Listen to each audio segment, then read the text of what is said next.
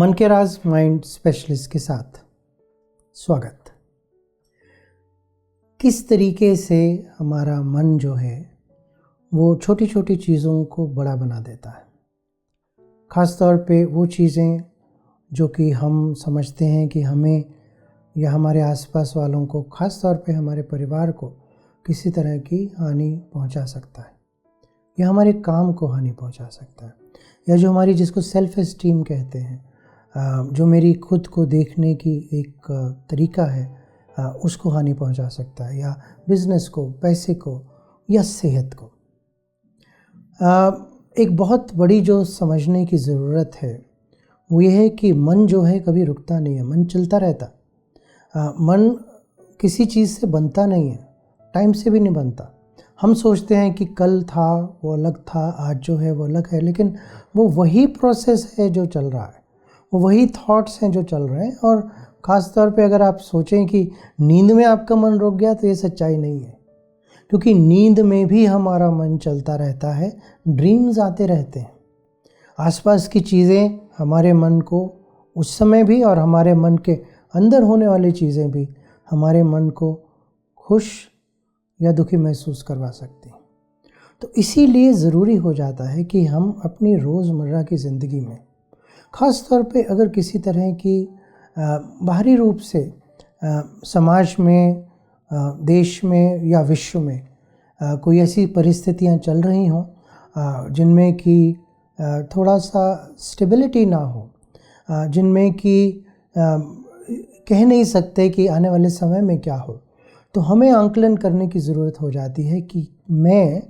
उस प्रोसेस में क्या अपने आप को स्टेबल रखकर अपने आसपास के माहौल को स्टेबल रख सकता हूँ, या बाहर के माहौल की वजह से, या अगर कोई सच्चाइयाँ नहीं भी हैं तब भी उनकी वजह से मैं परेशान होना शुरू हो जाता हूँ। और उस परेशानी की वजह से, हालांकि मैं अपने आप को स्टेबल समझता हूँ, लेकिन कहता हूँ कि परिस्थिति की वजह से मैं अनस्टेबल हो गया। अल्टीमेटली जो कुछ भी हो रहा है वो हमारे मन के द्वारा ही प्रोसेस होता। तो हमारा मन ही है जो डिसाइड करता है कि ये स्थिति डेंजरस है या रोज़मर्रा की ज़िंदगी की है। और वहाँ पर ज़रूरी हो जाती है एक बात को समझना कि कुछ रोज़मर्रा की ज़िंदगी के प्रैक्टिसेस जो हैं, जिनको हम डेली रूटीन्स कह सकते हैं या लाइफस्टाइल कह सकते हैं, वो ज़रूरी हो जाती हैं हमारी, जहाँ पे कि हम सकारात्मकता को वंस इन ए वाइल नहीं, कभी कभी नहीं, लेकिन किस प्रकार से हम उनको स्टेबल रखकर, बाहर इंस्टेबिलिटी हो तब भी अपनी स्टेबिलिटी को बना सकते हैं। जो रोज़ हमारी हैबिट्स हैं वहाँ पे देखने की ज़रूरत हो जाती है कि मेरा ज़्यादा समय कहाँ पर, किस स्थिति पर और किन चीज़ों पर गुजरता है।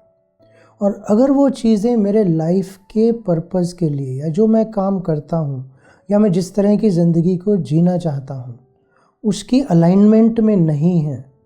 तो फिर वो समय ही नहीं वेस्ट हुआ, बल्कि कई बार जो मेरी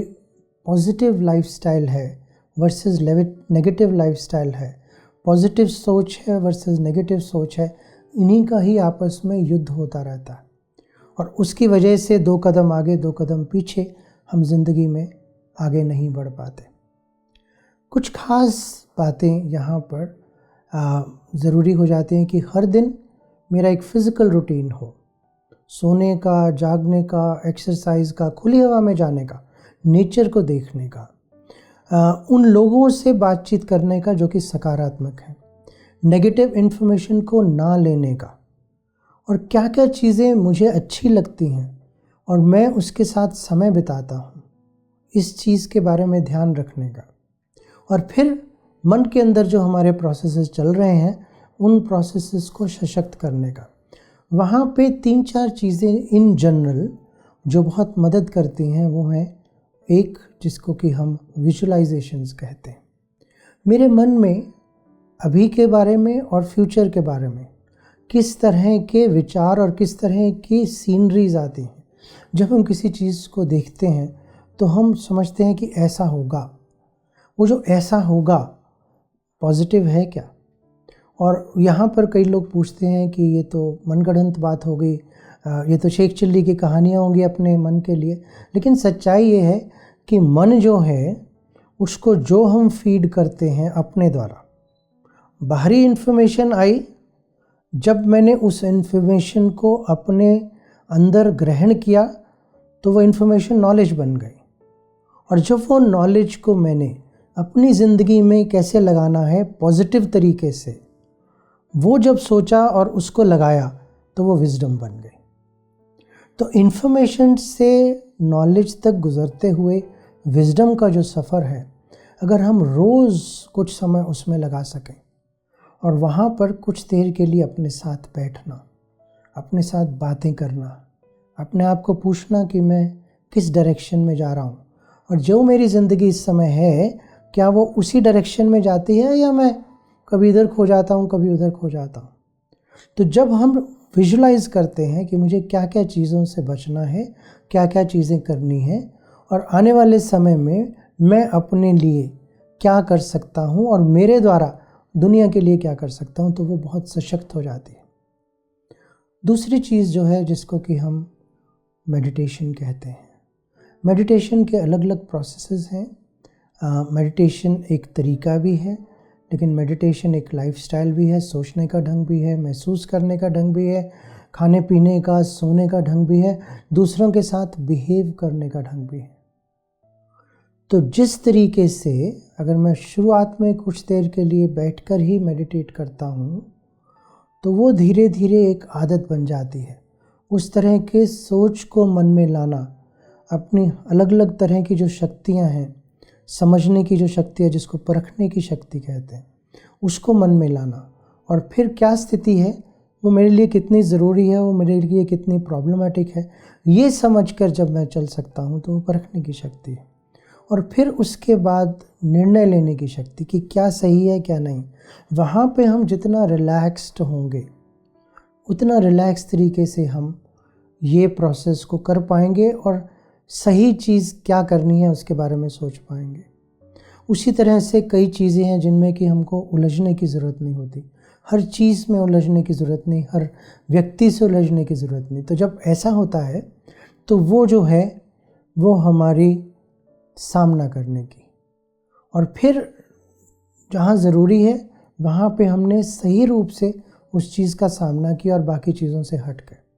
और जो कुछ हुआ उसको अपने अंदर समाने की, ख़ास तौर पे दूसरों के साथ के संबंध को। तो मेडिटेशन में या मेडिटेटिव प्रोसेसेस में हम इन चीज़ों के बारे में सोच कर, इन चीज़ों के बारे में, क्योंकि शांत हैं, मन भी अंदर से अगर जब शांत होना शुरू होता है तो ये चीज़ें बहुत जल्दी ही हमने आप को हम अच्छी तरीके से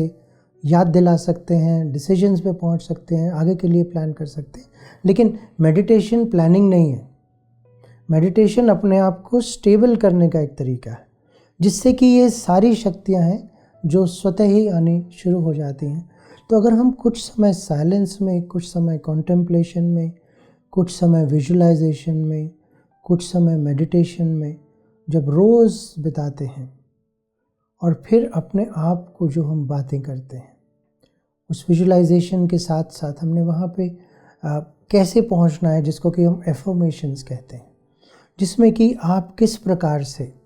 अपने जीवन को दिशा दे रहे हो, कह रहे हो कि हाँ ऐसा ही होगा। कई बार हम स्पोर्ट्स पर्सन्स को देखते हैं, कई बार हम देखते हैं कि एक्टर्स अपने बारे में ये बात शेयर करते हैं कि किसी सीन से पहले वो अपने आप को याद दिलाते हैं कि मैं कर सकता हूँ, मैं अच्छा एक्टर हूँ, मैं इस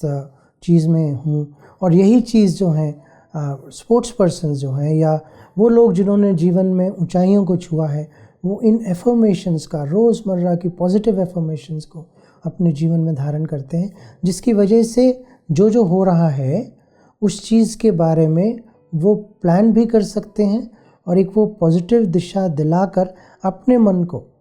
याद दिला सकते हैं कि मैं कर सकता हूँ।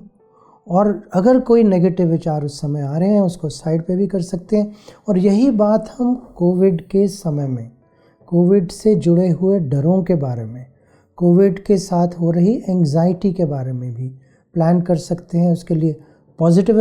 एफर्मेशन दे सकते हैं, विजुलाइज कर सकते हैं कि मैं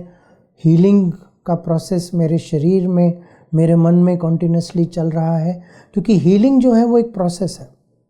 और हेल्दी होना जो है वो उसका एंड पॉइंट है। तो अगर हम अपने आप को रोज़ हील करते रहते हैं, एक तो है जो डॉक्टरों के हम ऊपर छोड़ देते हैं, लेकिन हमारे शरीर के अंदर हर समय हीलिंग का प्रोसेस चल रहा है। तो अगर हम लगातार अपने आप को हील करते रहते हैं तो हम हेल्दी रहते हैं, मानसिक रूप से भी, शारीरिक रूप से भी। तो हीलिंग का प्रोसेस मेरे अंदर जब चलता रहेगा तो डरों को आने की, अविश्वास को आने की, अनिश्चितता को आने की या एंग्जाइटी को, दुश्चिंता को आने का समय नहीं होता। और हमारा मन जो है वो एक पॉजिटिविटी की वजह से धीरे धीरे, it's a group of things. तो अगर हम एक दिशा में चलने शुरू होते हैं, मान लीजिए हम डेजर्ट की तरफ जाना शुरू होते हैं, तो थोड़ी देर के बाद वो सूखी रेत मिलनी शुरू होती है। और अगर हम पहाड़ों की तरफ जाना शुरू होते हैं तो थोड़े दिनों के बाद वो फिर वहीं पर फूल और पक्षी चहचहाने लगते हैं। तो आज के समय में हम सबको ज़रूरत है कि हम अपने जीवन में, ऑफ कोर्स जो ज़रूरतें हैं मास्क की, या ज़रूरतें हैं सोशल डिस्टेंसिंग की, या ज़रूरतें हैं अपने आप को ऐसी जगहों से जहाँ पे कि बहुत ज़्यादा बीमारियों के फैलने के चांसेस हैं, या ज़रूरत है अपने आप को, हाथों को हाइजीन की, वो सब करें। लेकिन उसके साथ मन की हाइजीन, मौन मास्क के द्वारा, लेकिन मौन मन के मास्क के भी द्वारा, डिस्टेंसिंग लोगों से, बीमारी को बचाने के लिए भी, लेकिन परिस्थितियों से भी, ताकि मैं उनके साथ अपने आप को पॉजिटिव तरीके से डील कर पाऊँ। तो जब हम ये कर पाएंगे तो फिर हम अपने आप को कोरोना और कोरोना से जुड़ी जितनी भी मानसिक समस्याएं हैं या प्रॉब्लम्स हैं उनसे दूर पाएंगे।